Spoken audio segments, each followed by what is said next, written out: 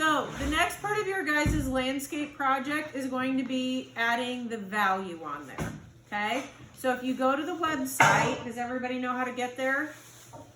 Yes. Go to the school website, click on staff, go to Doyle, the link is there. And then if you go to 7th grade, all of my projects are a sub-page. So here's the scratch boards, I've got examples, I've got paper on there, I've got my 3 examples so you can see my drawings with all of the directions. So the next thing that you guys are gonna do, once you have your final picture, is you're gonna lay it on top of your scratch board. You're gonna dent it in and trace it with ink pen. Okay, so when you take that off of there, you'll be left with just the indentation. It's not a carbon copy, it won't be scratched in there, but you'll have guidelines of where everything goes.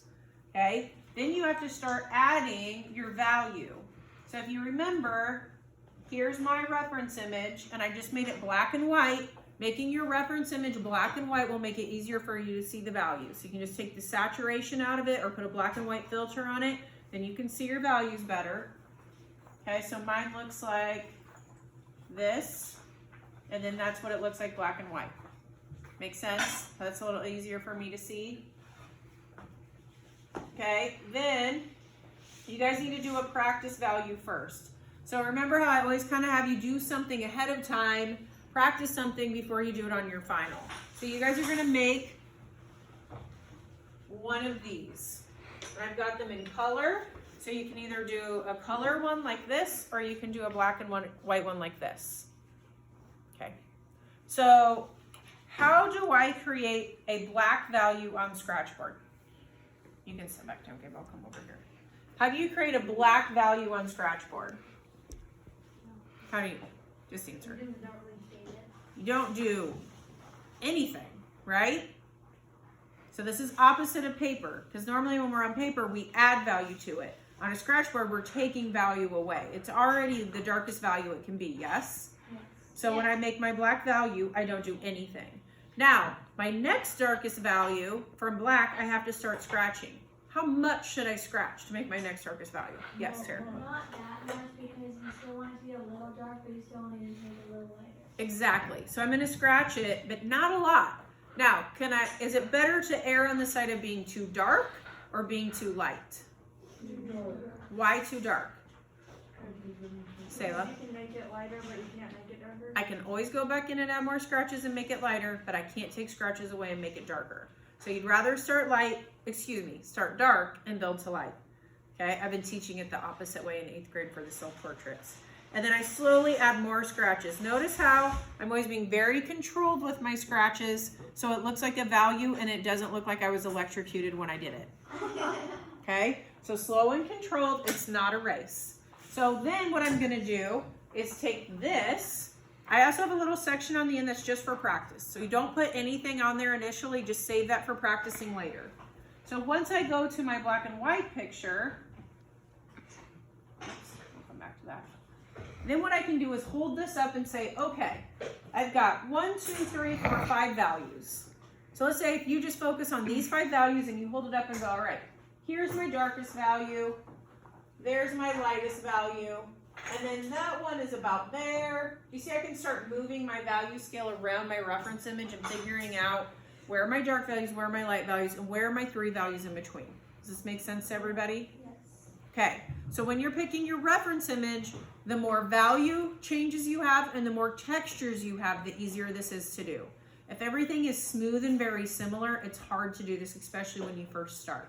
So you're looking for a lot of texture and you're looking for a lot of value changes to make this easy for you. So here are some other examples that aren't on my website. Here are some professional examples. Oh, that's so good. I know, right?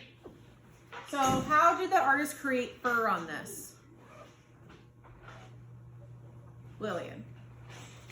Well, they probably just make like small face kind of lines. They're not fully scratching into the thing. So keep in mind that when you're scratching, you're scratching. So I get what you're saying, like being heavy-handed versus being light-handed, but the more thin, you're trying to create thinner lines versus don't think of them as being light. You know when you draw with a marker, it's only going to be one value, right? It's not going to be darker or lighter, but you can make your lines thinner.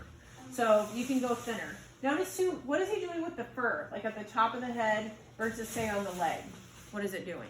It's getting lighter and lighter. It's getting lighter. But what direction is he scratching? Every which way? No.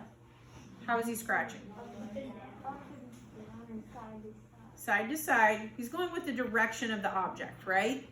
So if he wants the cat fur to look like it's going up and back, he goes that way. If he wants the leg to feel rounded, he goes that way. On the paw, he's scratching this direction. So the key is to go with the direction of the object. And you will hear me say this through every class you take. I've said it about 1 million times to my intro kids trying to do their pencil stuff. Go with the direction of the object to make it feel rounded. If you go left to right or up and down, it's going to feel flat.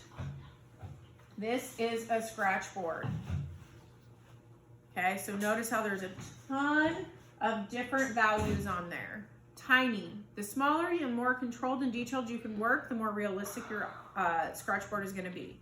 If you're trying to rush through and get done quickly, it's not going to be as good. Here's one that's almost all light values.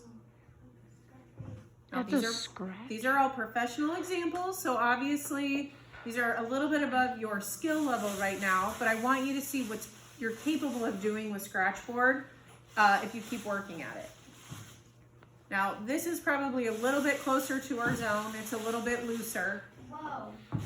But the thing I need you to notice about this is he's not outlining things. So I keep this windmill one up here as an example of what not to do. Okay?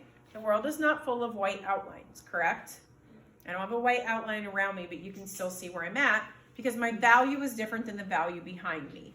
Okay?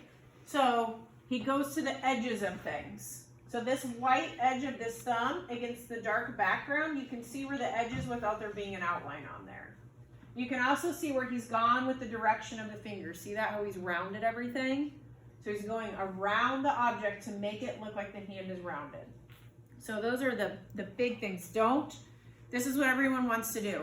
They pull their page off, they get a scratch tool, and they scratch all their outlines. So this student brought it up and said, am I doing this right? And I went, no. And you can see they stopped. They didn't even get all the way through the grass. They had to get a new one. They had to start over. So it's all about edges, not outlines. So here are, I'll find my board notes.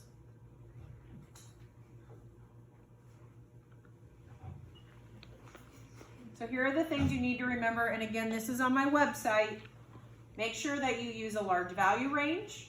Make sure you show a lot of details. Now, you can do different kinds of scratches too. Like the fur on the cat, was that the same as the water scratches on the cityscape? No, it was different, right? Does sand look like clouds? No. Does tree bark look like water? No. So the more different textures you have and the more values you have, the more you can make it look like a cloud, or you can make it look like tree bark, or you can make it look like sand. Dark is fewer scratches, light is more scratches. Go to the edges of things and go with the direction. So here's an example of water I did, not going up and down like waves, but going left to right and side to side. I also said work small. Make sure all of your lines go in the same direction together and try to work small to get it as accurate as you can.